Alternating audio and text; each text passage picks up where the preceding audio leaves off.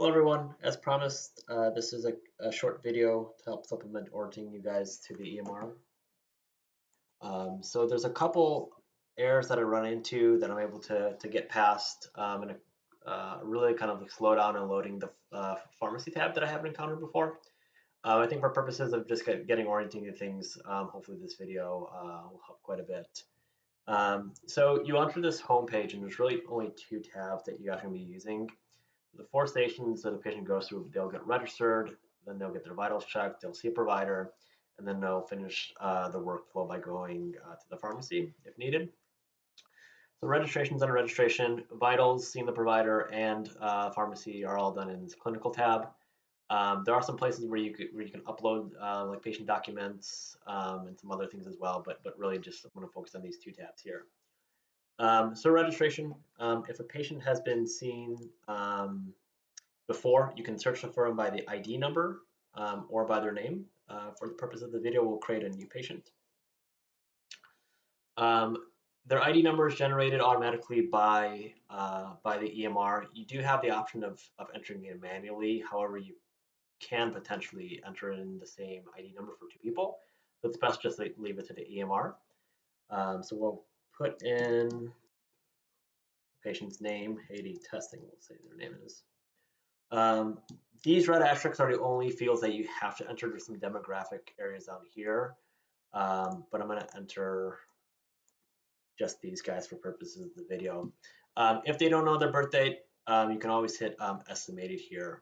But if they do know their birthday, you enter in here, but you can also, if they say, well, I'm 31 and I don't know what my birthday is, you can always hit estimated. So we'll do that. To register them, you hit start OPD, and then you just hit save. And then you would go back to the home screen by clicking that home button up top.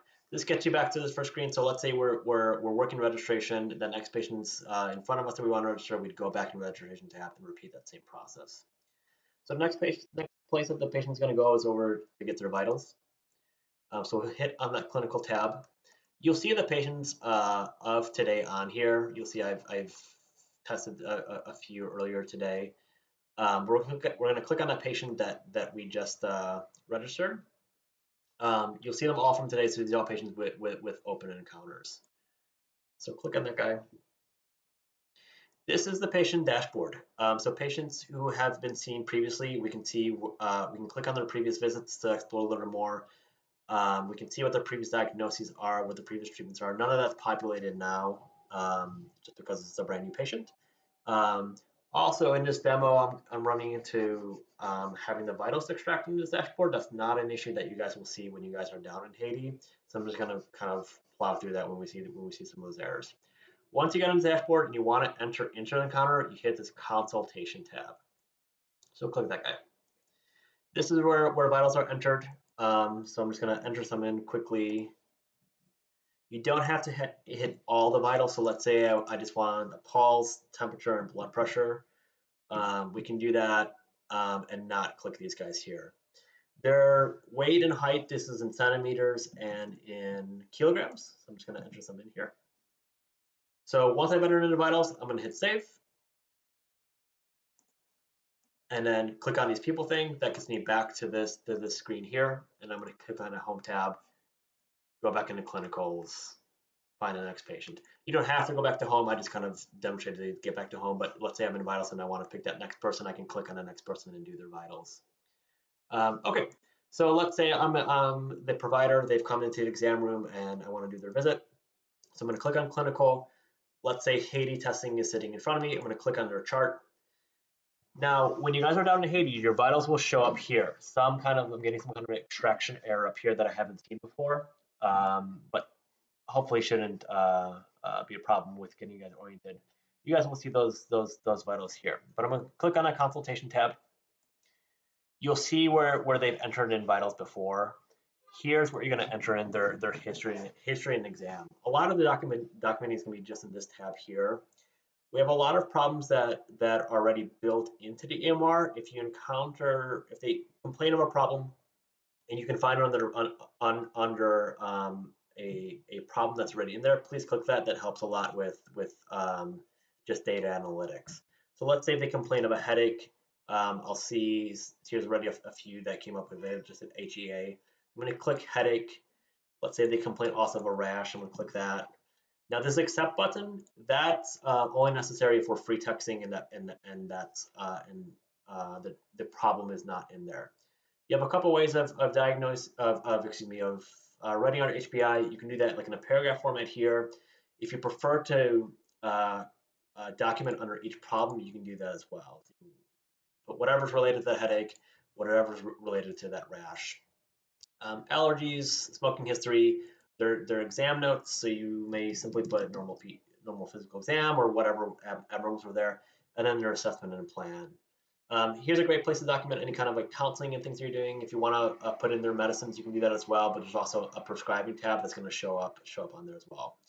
Really cool function for the EMR is you can upload images. So if you guys have your phones with you and you guys bring your charging cable, you take a picture with your phone, link it with the cable to the Chromebook, save it to the Chromebook on your desktop. So then when you're in the patient's chart, you can click on it and then find that file.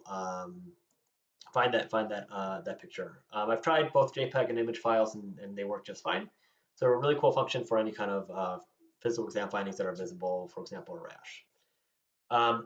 Second vitals, this is if you want to have a second set of vitals documented in that same encounter. So if you want to recheck that blood pressure, you can do that here.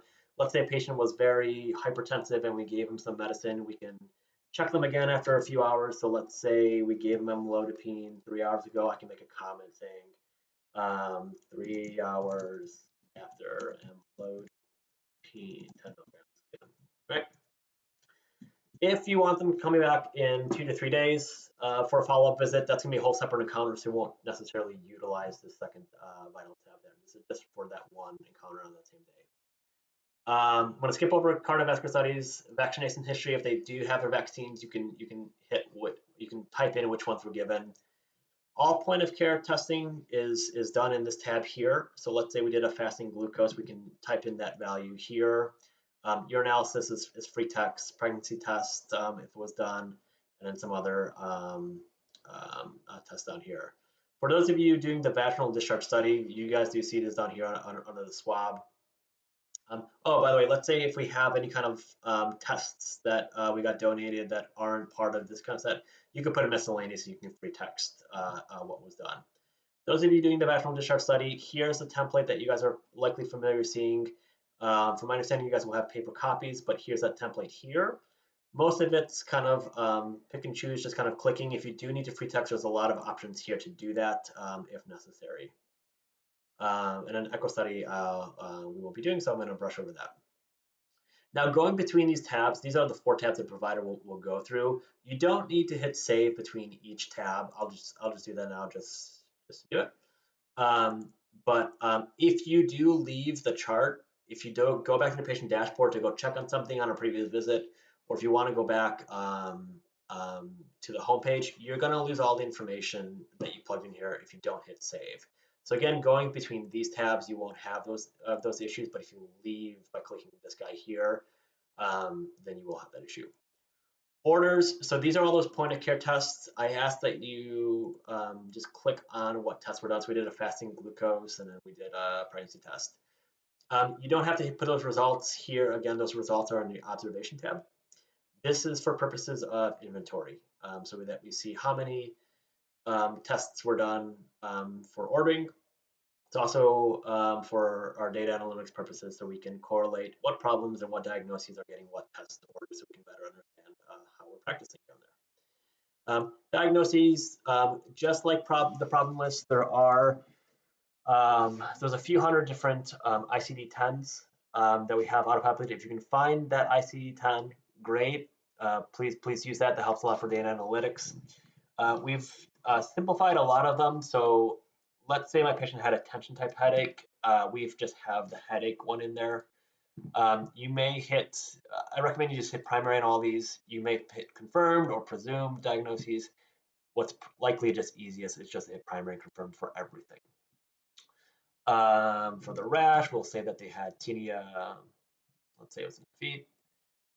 And then we'll say bacterial vaginosis. Now those for their, that was diagnosed for their vaginal discharge. Now, you'll see that in the template. For those of you guys doing that vaginal discharge study, you'll see that in the template there, and you may click vaginal bacterial vaginosis on that template. That does not add it as one of the diagnoses, so it's kind of double charting, but important for adding that official diagnosis.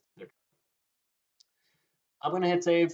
I've encountered with previously jumping in these medications like really slow loading, so the video may stop here. Let's hope I get in, but if not, we'll stop here.